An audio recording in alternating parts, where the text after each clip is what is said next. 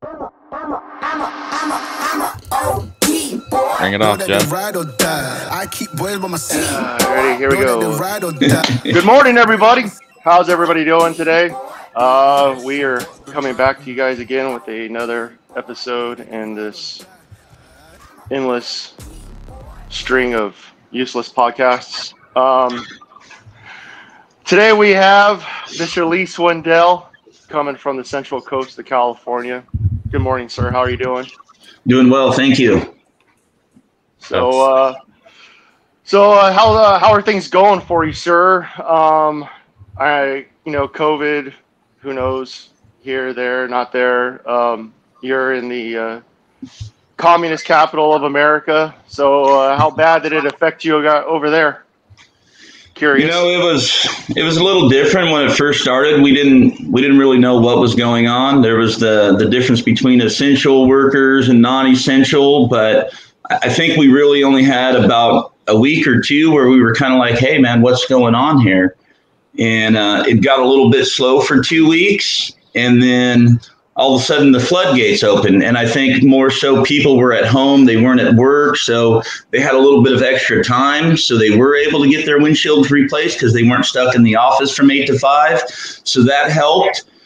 Just when we thought it was going to get good, obviously the supply chain had a shortage, so we were struggling to get windshields. We were sending people everywhere, just like everyone else, trying to get glass. I mean, I know we went, I think, about 6 months without seeing a 1549, and a couple of those numbers. It was a little unique, very different.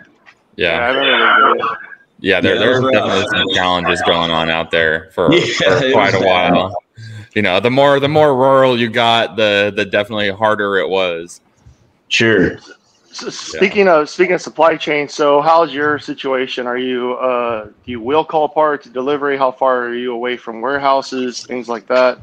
Yeah, so we're in a very rural area. My closest warehouse is about 2.5 hours from our shop. Ooh. So for the longest time, I would say 5-6 years, Migrant was our lone supplier. They were the only ones that made a delivery to us every night. With the exception of PGW, we can get a PGW run at the end of the day. That just started probably about a year ago. But for the longest time, it was just Migrant. So they were our go-to, with the exception if we wanted to send a technician 2.5 hours to drive and then pick up parts 2.5 hours back. That's a full day's work. So that was going nowhere fast. We still did it, but we try not to. Yeah, definitely. Even stopping at the warehouse to pick all those parts up that you're going for is like, that's a full day on just picking up. Well, the whole day picking up parts. Yeah. Yes, it was pretty irritating. We were doing it probably 2-3 times a week. Woo! Did you have to have a driver like specifically for parts at that time? I mean, Migrant supply chain, they didn't have a lot of stuff we needed. So, I mean, we were utilizing everyone at that point. Pilkington, import. It didn't matter who it was. I mean, we still needed to service our customers. So whatever it took to get what we needed, that's what we did. I truly thought briefly when it was that bad, I had a discussion with my wife. I said, we need to hire like a Walmart door greeter just to put them in a van and go pick parts up every single day. I mean, full-time job, drive to Arizona, drive wherever, just bring our stuff back. But luckily they figured it out to an extent. So it's a lot better now. I mean, we still see some things that aren't there, and we're waiting on a transfer, maybe a week or two. But for the most part, I think they got it in order. So it's kind of back to business as normal. So that's good. Yeah, I think so. Now we're just dealing with raw material shortage, right? Urethane, that's like the hot topic right now. So DuPont, Sika, who's going to run out first? And then we're going to switch back to the other, or vice versa. Who knows? I truly think they have plenty of urethane, and they're just trying to get us. That's my honest opinion. Hey, let's be honest. There's a shortage, but they've more than doubled the price that we used to pay, and they don't have to sell as much, and they're still making more money. But I don't know. That's just my weird thinking out loud type of situation. They're killing it right now. Oh, they are. They're making a killing off that. All these warehouses upped everything. The manufacturers upped everything. I mean, it's crazy how expensive sand got. Yeah. Sand. You know what I mean? Yeah, sand. You know, sand. It's all sand's fault. You know, you got to go down to the raw materials. You know. So, well, I mean, it's on every side. You know, because I dabble on both sides. You know, residential and you know, it's hit the residential side just as crazy. Yeah. You know, and they're just upfront with it. You know, you go to supply houses and they'll have a big old announcement right on their will call wall. Everything's going up and give you the percentages and everything. So sure, it's pretty crazy. Weird times. Definitely weird times. So now that COVID is over, are you just keeping things status quo? Are you trying to expand? I mean, like, what's your right now game plan in your current situation? We kind of hit a point. We have 5 employees at my shop. Obviously, we just brought in Jason Horn. That was a big move for us. That was probably the best thing I ever did in life as far as a business decision. The dude's epic. He's great at what he does. We were talking about expanding, and there's just so many things that go with it. So my shop's in the North County. I live in San Luis Obispo, which is about 15, 20 minutes. So we were talking about opening up another brick and mortar location here in San Luis, and it's like triple the amount of rent for a space. It's just ungodly. It's communist-formia still, you know. It's if you want a little shop that's 3,000 square feet in San Luis Obispo, you're looking $10,000, $15,000 a month. I mean, it's wow. That's not even that expensive in Phoenix. That's crazy high right now. Are you mobile and in shop, or just only in shop? So we do mobile as well. We always start our day in shop. We do our calibrations. Typical. We do probably 20 calibrations a week. Okay. So we have just a typical rule with our customers. We do have a courtesy car. We understand it's a pain in the ass to come in and get your windshield fixed now. It's not a 1-hour deal. So we always request that the customer drop off by 9 a.m. and then plan on not picking it up till the end of the day, 5 o'clock pretty much. So I would like to tell them it would be done by noon, but then as soon as you do that, you have a hiccup with a calibration or something, then you got a ticked off customer. So we always just leave it at 5 o'clock pickup. And then when we call them at 1 o'clock, they're excited about it. They're not pissed off at you. So that's a bonus. Yeah. We do give them a courtesy car so they can still go about their normal day's business. They can go to work, go run errands. They're not just hanging out at my shop, looking over your shoulder. What are you doing? We don't have time for that. We've been doing this way too long. We don't want to deal with it. That's the easy way to get them out of your hair for sure. Dude, definitely. I don't think a lot of people realize that either. That's just a quick, easy, get out of my hair. Don't bother me while I'm doing your car. Just right. As you all know, we get to meet some interesting characters in this field. You never know who's going to walk through that shop door or who you're going to pull up to their house and work on their car. So you had an interesting story recently, though, didn't you? With the customer and having their car and it was over a calibration in the windshield or something. Like that was a wild one. I remember you posting about that. That was stressful. That was stressful. Well, what was the total time you had the car? 10 days. 10 days. My wife just did this in the background. 10 days. So that was an interesting one. I think most of you guys heard it. It was a 2018 Honda Clarity. And it was an insurance job. So we went through, we tried to get approval for OEM. The insurance declined it. The customer didn't want to pay more than their deductible. So the only thing available was an XYG. There was nothing else. No Fuyao, no Criminex, no nothing. That was the lonesome window. And so we ordered it. It didn't calibrate. Customer was pissed. I'm not going to sugarcoat it. So we had our courtesy car for 10 days. And he was threatening to take his car. And I just had to reason with him. I'm like, buddy, if that was my car, I wouldn't let my children ride in it. I mean, it still has an ADAS feature. Is it likely to have a hiccup? And I mean, what's to say it just doesn't brake on you when you're going down the highway? Probably not going to happen. But if it does, I mean, I can replace your car, but I can't replace your life. We have insurance for that reason.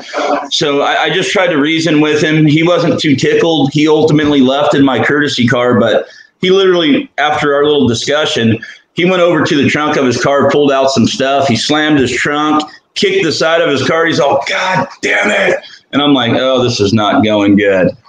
And he's like, I'm not mad at you. I'm just pissed at the situation with my auto insurance and stuff. So interesting enough, I started cold calling every Honda dealership in California.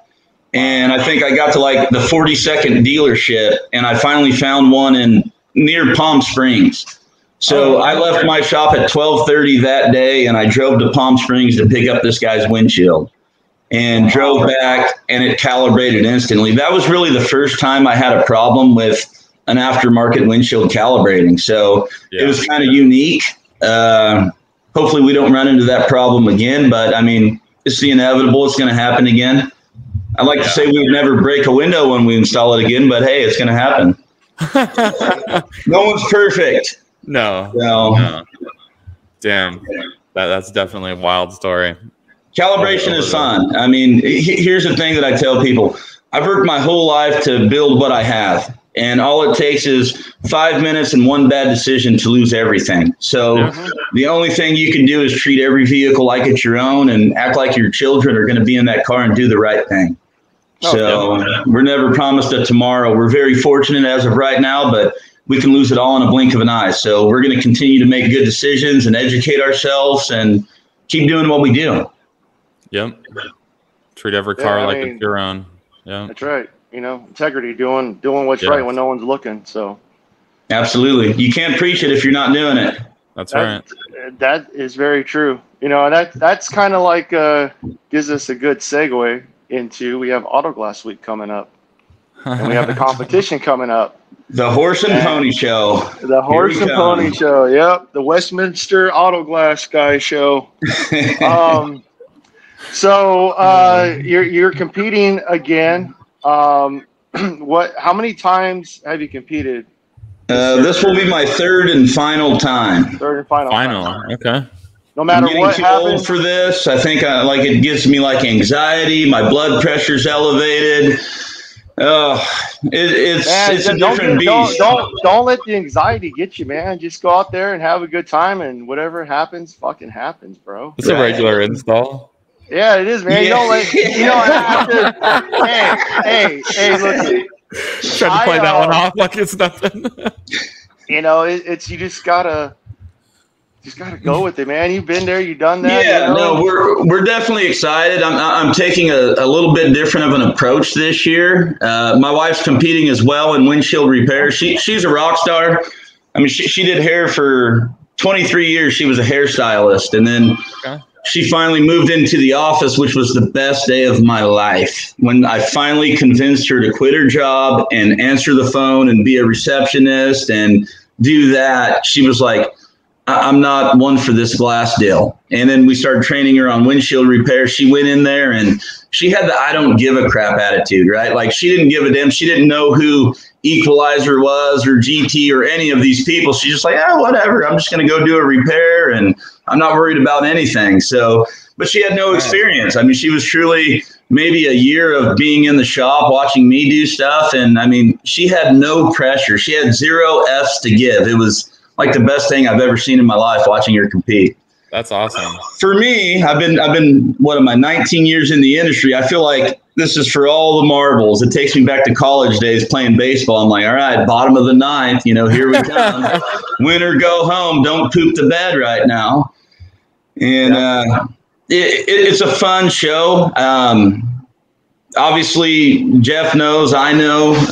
Once you get in that ring, I mean, there's nothing you can really prepare for. You can prepare till you're blue in the face, and then once you get there, once you hear 60 seconds till competition starts, I don't even know my name, right? They can be like, "Hi, sir, what's your name?" I'll be like, "I don't know," right? But I'm here to do your job. It's just a different feeling. Well, well. The good thing you have for you going this year is you don't have that corporate banner hanging over your head from having, with a particular unnamed sponsor, on your shirt. You're doing it for yourself, and you're doing it for self pride, and I'm sure it's a different feeling. Because learned a lot too. Because when I did it, I didn't have that corporate pressure, and even people say there is no corporate pressure, there's corporate pressure. And I didn't have it. And, I was sponsored, but my sponsor was like, whatever fucking happens, happens. And the most fucked up thing possibly could happen. So, all we can do is laugh about it. So I think you're going to do fine this year, my friend. I'm rooting for it. I'm rooting for everybody, man. I want everybody to win. I always kind of look back. I mean, having a sponsor was great. I have no regrets on everything. I just felt I was blinded a little bit to certain things. I didn't get to expand my horizons to try new things. I'm a very loyal cat. Yeah. I'm still super stoked for all of the opportunities that Equalizer gave me. I mean, they truly helped me get to where I am today, just with knowledge and tools. I remember when I first got the Raptor, I was still a cold knife guy, right? So I got this Raptor and I'm like, I really don't like this tool. So it was a paperweight on my toolbox for like 5 months, and I'm still using cold knives. And they're like, hey, did you use that Raptor? I'm like, yeah, it's not for me, man. I don't like that. I don't like change. Unless we go into politics, and I like change because I live in California. But nonetheless, that's a different podcast for a different day. We'll send you the link for that one later. Yeah, we'll do that one later. So, but truly, tools are great. I mean, the Raptor was great to me, and then I bled red. Obviously, you guys all know that. I'm a very loyal cat. I never used the GT tool. I never met PC or anyone else, because I just kind of felt that I was a part of this little cult, if you will. And obviously, since I parted ways, everyone has their vision on life, and I'm not getting any younger. I'm definitely not getting any better looking. So it was time to make a change, and I just had to follow my heart. I would have never thought I was going to be a lifer in the auto glass industry, but here I am 19 years later, and I don't envision myself doing anything else. So we just decided to make a business decision. We love the educational side of this industry. We think it's very much needed. There needs to be more of it, not just with what we're doing at the Auto Glass Technical Institute, the Auto Glass University, the Auto Glass Academy. We truly think that there should be more things out there for everyone else, because we know there's a lot of lick it and stick it kind of guys. So we just want to spread awareness, give them good working habits, and then just educate them on the proper procedures. It's something that this industry really lacks. Yes, it very does. That's awesome to hear, because it really does. There's not enough training. There's not enough teaching. There's not enough knowledge being put out there at all. It's one of those industries that is just so under everything else, comes last of everything else, that there's not enough. When I entered this industry in the 90s, it was all about getting done as fast as you possibly can. Right. In 2022, it is still about getting done as fast as possibly you can. And I can do that Corolla in 15 minutes. That will never change. And until people put pride in their work, the other day I spent an hour and a half doing a door glass. If I posted that in the group, I would get beat up. Did it at least have like 6 holes in it or something? Blah, blah, blah, blah. You know what I mean? And it's because no one cares. No one really cares. And I went into business for myself so I could do less work, and not to be lazy, but to take my time, do a better job, and get paid a little bit better. Sure. Why do 10 jobs a day at $50 a job when you can do 2 jobs a day at $800-900 a job? So and until people, and I know everybody's not self-employed, I can get that, but until the shops that are hiring the guys don't want to squeeze every bit of profit out of their workers, and pay them a fair salary, as Chris is finding out in his fair salary. That's another topic for itself. Yeah, that's a whole another podcast we need to have there. About. That's kind of what it is. I mean, everything else is increasing in price, right? Like mortgage loans, everything across the board. But our job, we're not getting paid any extra. We're still losing money by the time we're doing urethane kits or what have you. We're not making any more. And I think that's the big reason why you still have a lot of people using the P2G or the 838. But at the end of the day, what it boils down to, you're talking an extra $3 to $4 per install to have a 30-minute drive away time. If $3 or $4 is going to hurt you, you're probably in the wrong goddamn industry. Oh, exactly. Well, you know, another problem is too, is Chris and I have spoken about this, is now that Chris is on the employee side and seeing hourly wages and everything, if you go across the board and the demographic of our country, it financially is just, it's all over the place, you know, but about $20 an hour is about kind of like average of what you hear people getting paid hourly rate in this industry. I left Safelite in 2001, making $17.50 an hour. How the hell in 21 years has our still at $20 or less? Yeah, there's people still offering 17 an hour now. Makes no sense at all. And until you know, there's too many shops that are run by business owners and not technicians, or by salespeople who have no concept, who only see bottom line and don't care. You know, nothing's going to change. You can easily, if you look around, like if you are legitimately looking around and talking to people, you can easily tell what shops are doing decent work. It may not be, you know, 100% like, you know, by the book type of, you know, to the T stuff, but they're doing good quality work still. And, and you can easily tell from what they're offering a tech, you know, because that's what makes it a difference for a tech who's going to care. Why am I going to care if you're giving me $18 an hour? You know, I have a friend. I have a friend who owns a shop. He has one tech, but he pays that tech $35 an hour, and that tech will lay on that sword for him because he's paid great. You know. No corners cut, nothing. It's 100%. No, every job's done perfect, and they don't get warranties, and everything. The calibrations are done. Everything's done right. So the money's there.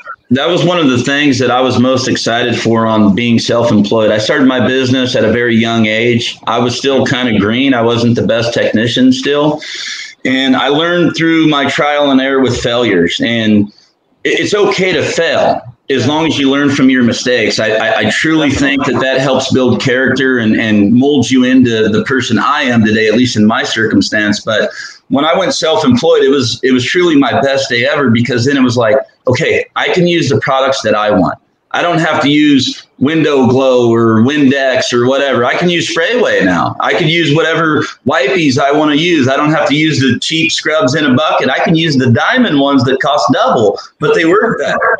You know, that was huge for me. But in our business, we're in a rural area, so there's kind of no room for mistakes. I mean, if you pull that window and you have the wrong one, you got two options. You're giving the customer a rental car and you're driving 5 hours to pick up that glass. So for us, it's like, would it be great to do more installs and make more money? Of course. But at the end of the day, it's not about money. There's more to life than that. It's that image, that persona that you're going to give to people is, I would rather see my technicians do 4 to 5 jobs a day and know that they're being done right and they're not coming back, rather than them doing 8 to 9 jobs. I get it. I used to be one of those guys that had to do 8, 9 jobs a day. And were they done right?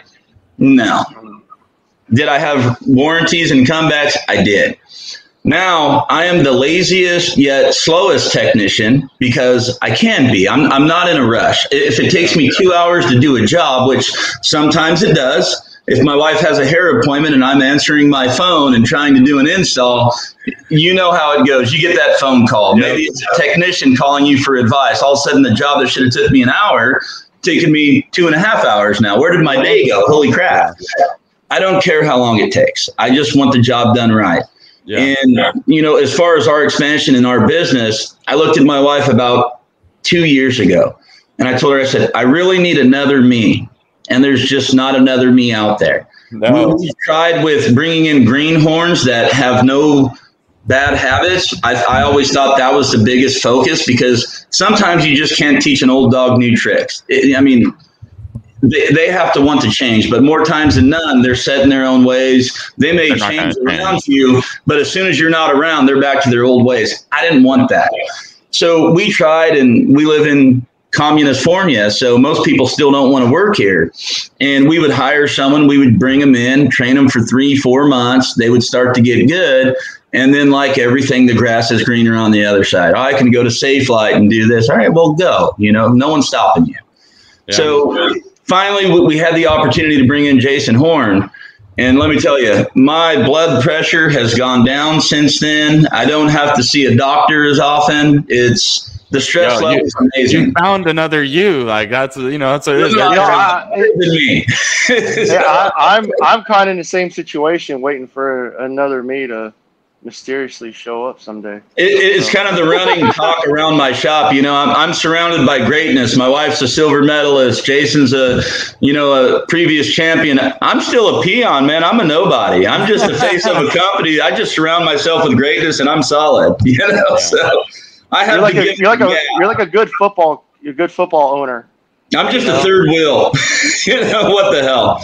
That's with windshield repairs. I talk my wife up when they come in. I said, if you want a really good job, you got the wrong guy. My wife's not here today. You might want to come back tomorrow.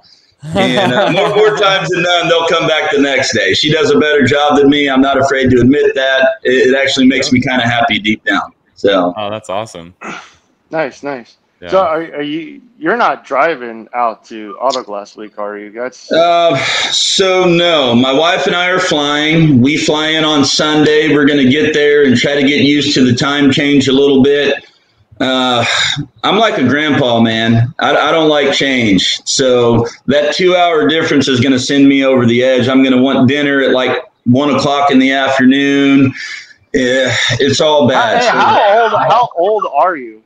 I'm 37, going on 57.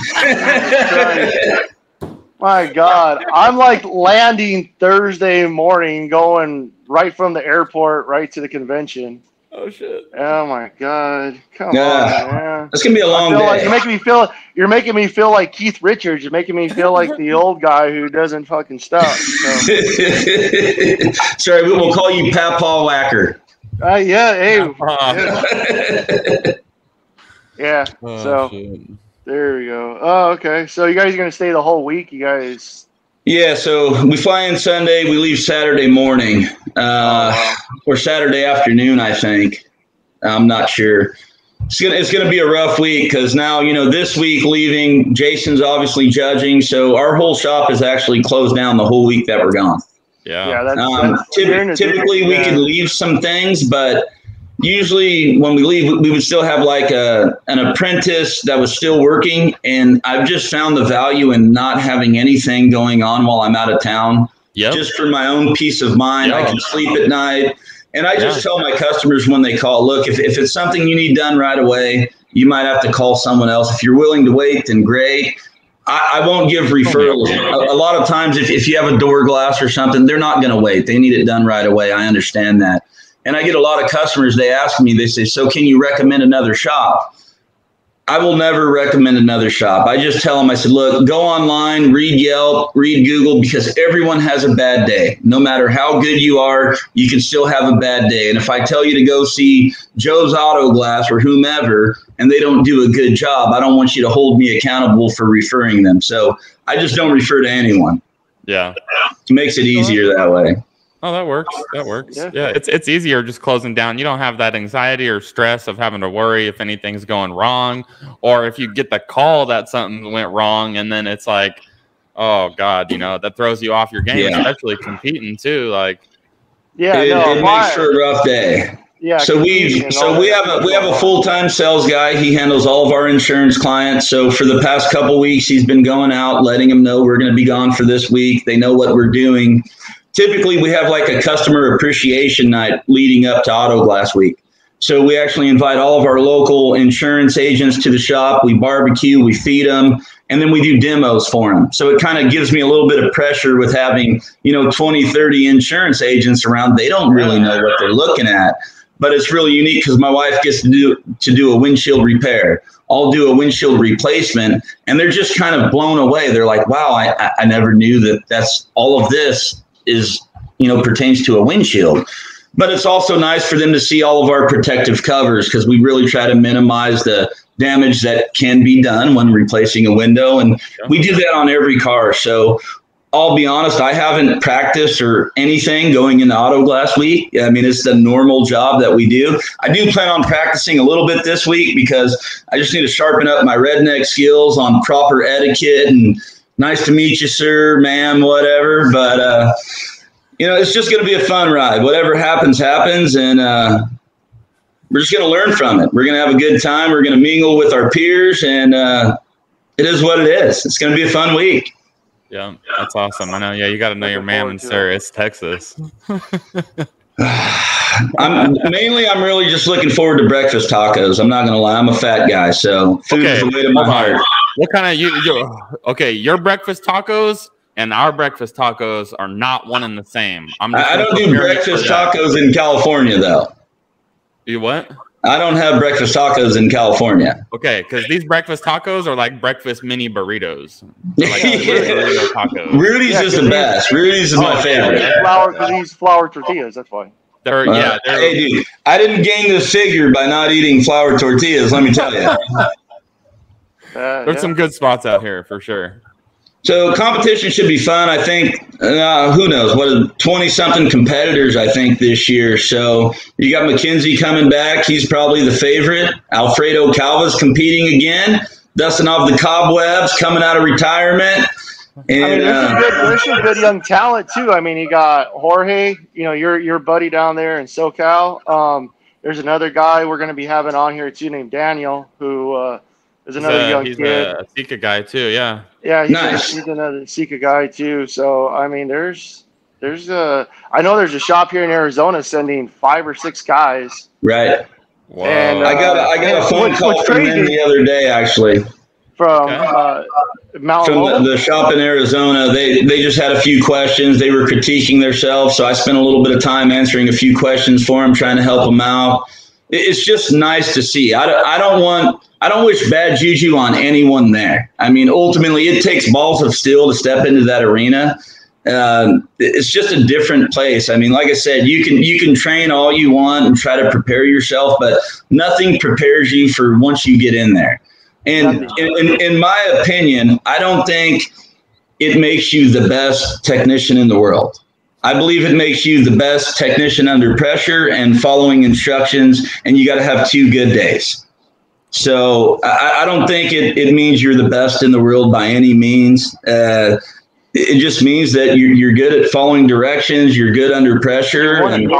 You're good enough that day. Yeah. And you could be good one day and shit the bed the next. I mean, it happens. I mean, what's to say? I mean, it's not like none of us has never broken a window when we installed it. It's all happened. We've all done it. And if they say no, I'm going to say you're full of crap. Had a knife slip, a foot slip. You know what I mean? A sneeze in the middle of something. I mean, sneezing is not allowed, sir. This is COVID right now. Oh, it is very much frowned upon. Well, hey, but you got to remember, you're traveling, you're leaving communist.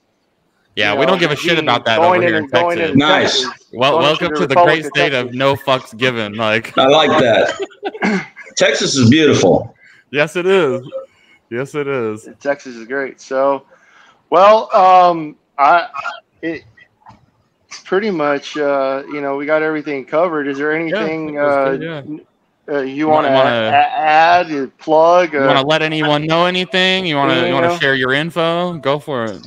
Info. I don't know if you have that kind of time. I like to talk, but I just want to say for all the greenhorns, all the youth out there in the industry, Auto Glass Week is a great place to get information. It's good for educational things. They do have seminars. I'll be honest, I've never attended one. I seem to never have the time when I'm there because of competing and meeting other people. So I've never sat through a seminar there. I wish I could. I know we have Mike Rowe speaking this year, and I got to try real hard not to go to that. I have mixed feelings over that situation.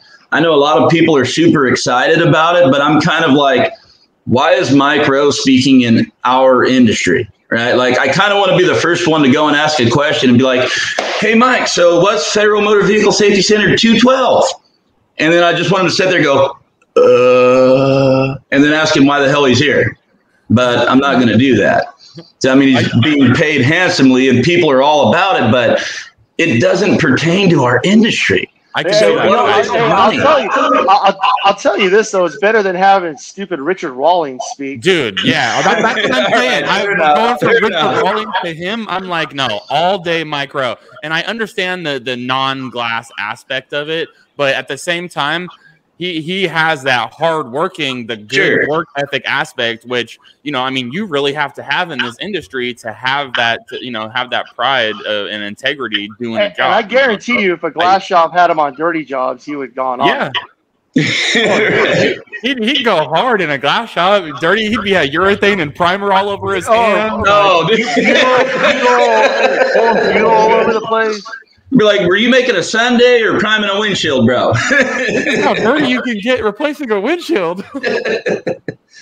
Oh, man, it's going to be a fun show. I mean, he does have a lot of knowledge. I just thought it was kind of weird when I saw it come out. I'm like, come on, man, this is the auto glass industry. I think we could have served a better purpose and maybe got some other people in there that could have maybe gave a lot of shops a little bit more knowledge, but that didn't happen. I think that's more on the seminar side. I mean, I think you're thinking more on the educational aspect of it too. I mean, you got to have somebody who's kind of I think that motivational style speaker also. Yeah, but at the same time, motivational to most people who are being there. To me, I'd rather hear someone who's got 10 shops in his state.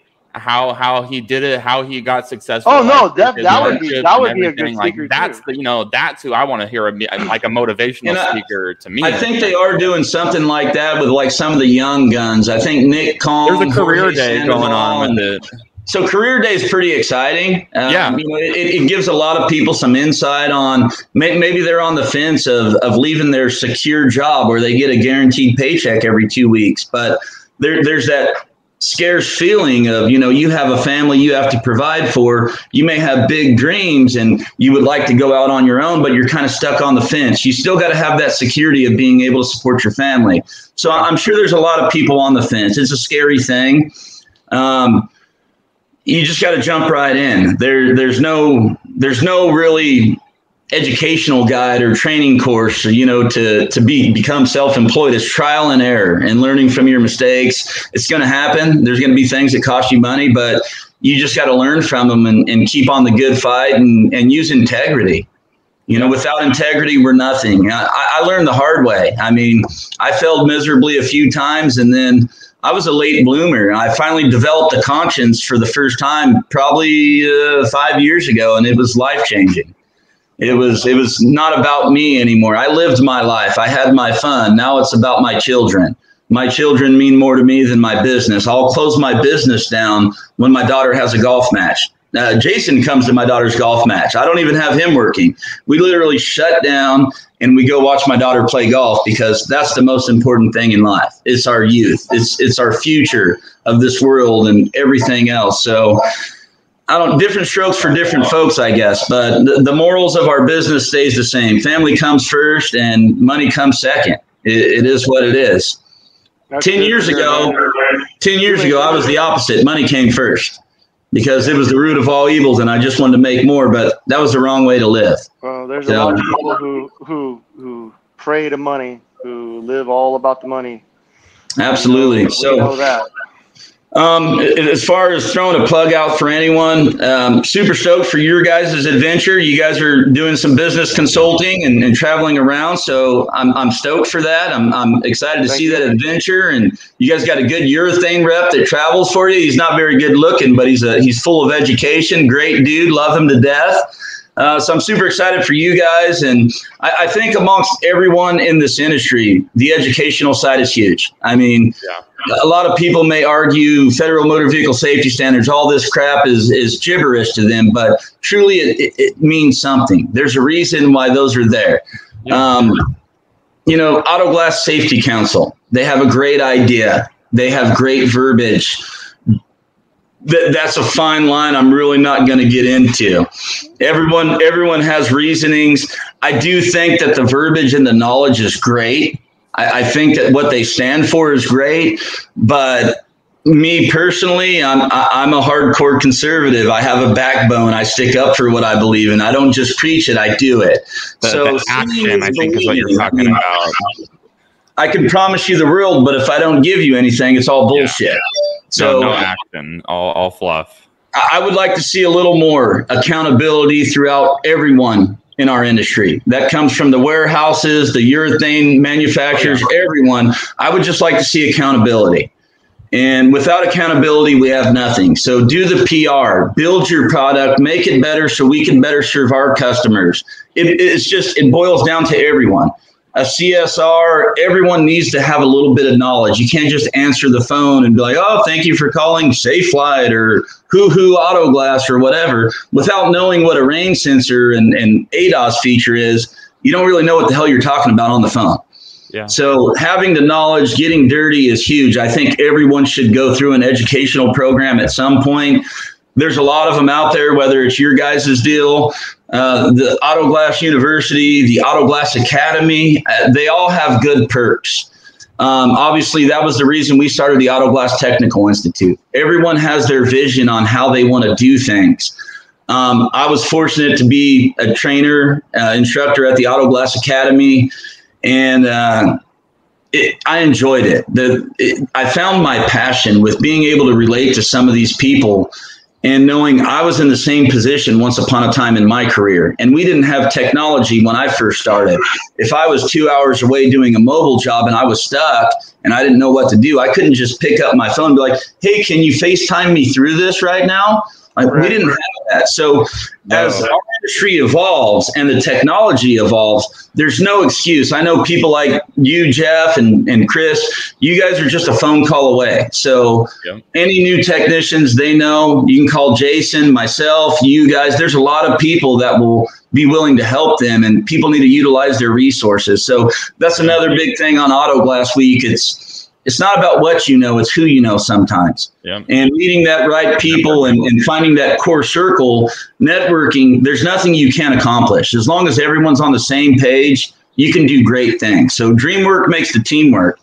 And we're all here for a reason, and we're all doing great. I love it.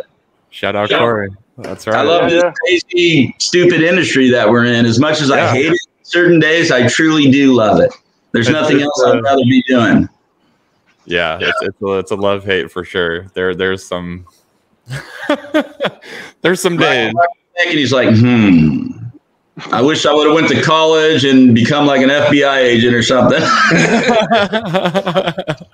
Something with benefits. Wish I would have joined the military. Yeah. No, that would have been a good call. But no, super excited for Auto Glass Week. I want to wish all the competitors great luck, do well, and most importantly, just have fun. So, no, exactly. Good luck to everyone. And you know, like I said before, I will give anybody any tutoring, mentoring, anything. And as long as it's not on a Nissan Sentra. Exactly. As long as it's on a Nissan Sentra. No. I mean, honestly, no. He said especially if it's a Sentra. But for what it's worth, I mean, I had one of. You could take away from somebody like Alfredo or Jason Martin or Mackenzie, you know, any past champion, as much as you could take away from someone who fell flat in their face. Absolutely. So, oh yeah. I mean, goes both ways. You know, and also my biggest, like you said, my biggest thing was I went in there, had seen it, I'd never been there and everything. Now at the same time, at the other side, you have Mackenzie, who had never been there, never seen it, and now 2-time champion. So I mean, you know, some people are just built different, but you know, experience, seeing it, being there, understanding it, because I had Jason Horn helping me out, and he helped me out, but there was still stuff that, like, until you do it, you know. Mike Rose, who some of us we call the GOAT, you know, Mike's a great guy. He's one of the most inventive persons I've ever seen in my life. Mike may not be the greatest technical person, but what Mike lacks in that, he has in heart, and he doesn't give up. And he always told me, you know, you really don't know you're doing something right until you really fuck it up. Yeah. And you know, you have to take away from your fuck ups as much as you do from your triumphs. So absolutely, you have to learn from everything. That was me. I guess, was it 2015 or 16 when it was in San Antonio last time? That was my very first year competing in the Auto Glass Olympics. I had never been to Auto Glass Week or anything. And I decided I was going to go 3 weeks prior to the show. I looked at my wife and I said, "Hey, I'm going to go to this Auto Glass Week and I'm going to show these clowns what's up." And my wife's looking at me. She goes, "You're an idiot." And I'm like, "Okay." I mean, we already know that. Thanks for pointing it out and giving me the reassurance. But we decided to go, and I signed up to compete. And I reached out to Alfredo years ago, like 2012. I was supposed to go. And then I went through a divorce and all that stuff, and I didn't make it to Baltimore. So I reached out to him again, and he goes, "No, you shouldn't just go and compete. You need to go to Auto Glass Week once and watch and absorb everything." And I'm like, no, bro. I got this in the bag, man. I've been doing this stuff for a long time. And when I got there, luckily, I didn't pull the first draw, so I didn't have to compete in the first heat.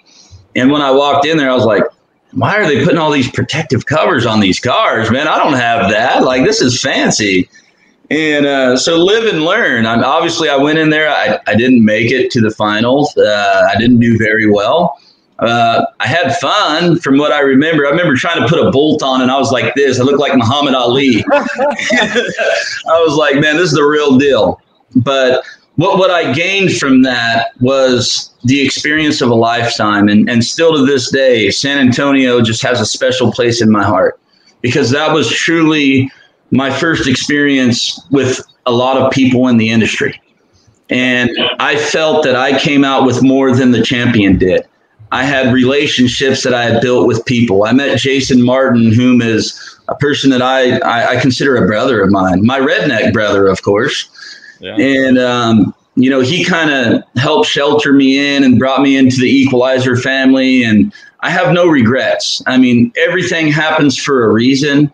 Yes, and I owe them a lot. I mean, they were just there for me every step of the way, and it just opened up connections everywhere in the industry. I mean, I was just a phone call away to all these people when I was a peon before. No one knew who Lee Swindell was.